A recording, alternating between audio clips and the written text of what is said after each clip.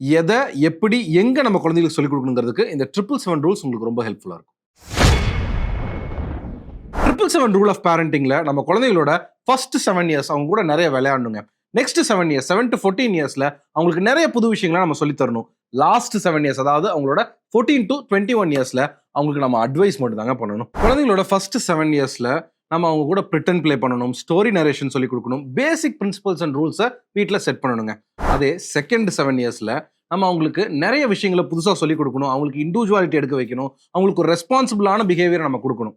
ஆனால் last 7 years பார்த்தீங்கன்னா ரொம்ப முக்கியமான வருஷங்கங்க. அங்கே அவங்கள இண்டிவிஜுவலாக நீங்கள் விட்டுறணும், அவங்க முடிவுகள் எடுக்கட்டும்னு சொல்லிட்டு ஒரு கைடாக இருந்து அவங்களுக்கு அட்வைஸ் தான் பண்ணணும்.